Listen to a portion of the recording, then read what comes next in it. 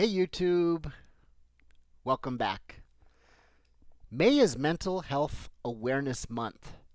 People across the world, just like you and me, are all living life and struggling with stuff. Life is not easy in this fall in, sin-filled world. Some people struggle silently while others are more open about it and actively seek help. Before we get started, I'd like to take a moment to ask you to please hit the like button and subscribe to this channel. In today's toxic society, people use terms such as, he's crazy, she's a maniac, and are you off your meds or something? They do this in an attempt to gaslight each other. That's not funny, and it's certainly not cool. I've even heard that in the church. Oh, he said something weird. Hmm. We're all struggling with stuff, and at certain times in our lives, we will all get a taste of depression, whether we admit it or not. Some of us even have conditions such as anxiety, bipolar, dementia, ADHD, autism, schizophrenia, obsessive compulsive condition, substance abuse, and post traumatic stress condition. This is not an exhaustive list by any means, and mental health conditions affect an estimated 970 million people in the world. Let me say that again. Mental health conditions are believed to affect an estimated 970 million people around the world. That's a lot of people.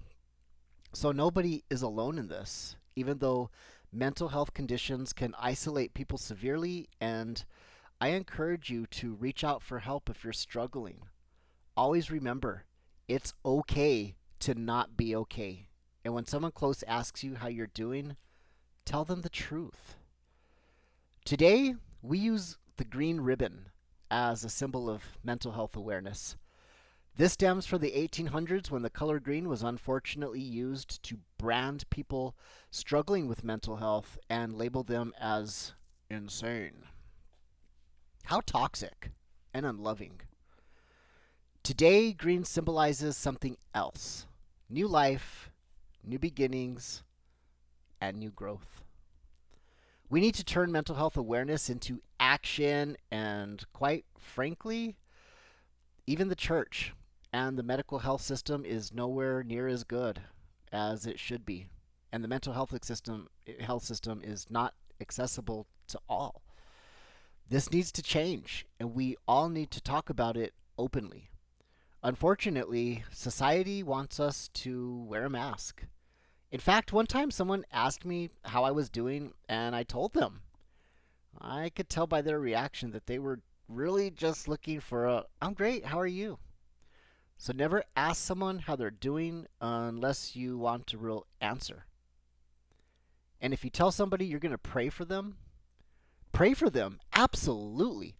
But also put action to your prayer and help them, listen to them, call them, interact with them, and be there for them. Love others as you love yourself. Humans can be so fake in pretending that they actually care about others, but not all of us.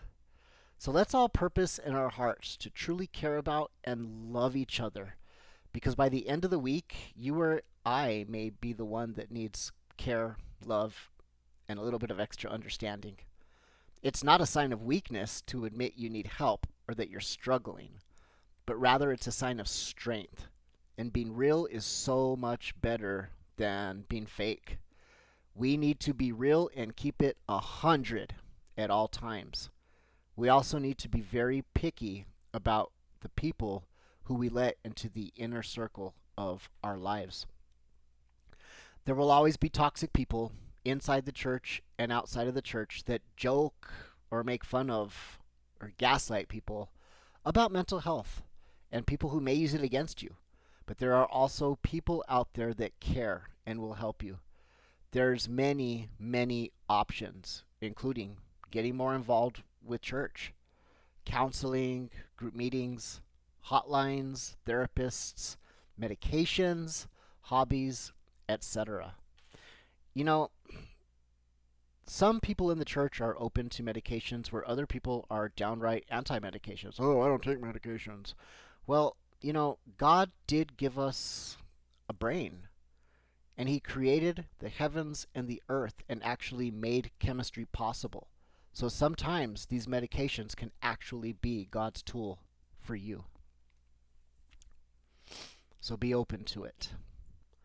If one thing doesn't work, try something else or add something new to your regimen. Don't give up and keep experimenting to find what works for you. A great resource for finding information and people who are struggling with similar issues as you is the YouTube community. The age of computers has really brought us all together, even when we're stuck in our house isolated. And there are many people who post helpful and honest videos about darn near every situation and condition. I often say how much I hate computers, but there is a huge benefit to computers. You don't even have to leave your house to hear other people's stories or listen to Bible teachings. And quite frankly, I've gotten a lot more help and education from listening to other people and interacting on YouTube than from some professionals. Very recently, a neurologist physician assistant medically gaslit me by making a passive aggressive comment about patients who do their own research. We have to do our own research, as I found more information online about my conditions than I ever did from professionals, and sometimes I even have to guide them with ideas. Of course, some doctors are better at listening to patients and keeping them involved in their treatment than others who are offended that the idea came from you rather than from them. Narcissistic people have to protect that fragile little ego like an egg so it doesn't get cracked. Well, a good health professional, counselor, Bible teacher knows that they only have a certain amount of time to interact with you and that you live with whatever it is that you're going through 24 hours a day, 7 days a week, 365 days a year, day and night. So they should include you and your ideas in your healthcare and do what you think is best for you. Those professionals and counselors do exist, and never be afraid to change doctors if one isn't meshing with you, or counselors. But what I'm not saying is to tell people what they want to hear at the expense of the truth, but do it in a loving way. I know that finding the care that you need, whether it's in the church or without, there's a lot of red tape, but stay persistent and actively involved in your own care. So this May, let's educate ourselves about mental health and turn that awareness into action, and let's not let that end when May is over. Do you know someone who's struggling? Call them, visit them, listen to them, pray with them, and also, the first few options in there, put action to that prayer and be God's tool in their life. And when you ask them how they're doing, be open to an answer other than, I'm great, how are you? I'm just going to share a little story here as I close. Some Christians are so anti-medication. Like, well, I don't believe in taking medications. I'm just going to pray it away. Well, that's great. But, like I said, God did give us a brain. And the reason why chemistry works is because God created the heavens and the earth and gave us brains to figure some of this out. So sometimes medication, even for a time, may be the answer, God's answer to your prayer. I remember one time when I was much earlier in my life, when I was in my 20s, I was living in a men's home, a Christian men's home, and one of the men got very sick. There was a cold going around the men's home. We were all kind of getting it from each other. And he said, I can't go to work today. I don't feel good. And one of the Christian leaders told him, oh, you still got to go to work anyways, and I don't believe in getting sick. You just need to pray more. Well, guess who got sick about 2 days later? the Christian leader who didn't believe in getting sick and made that man go to work sick anyways. You know, none of us are perfect.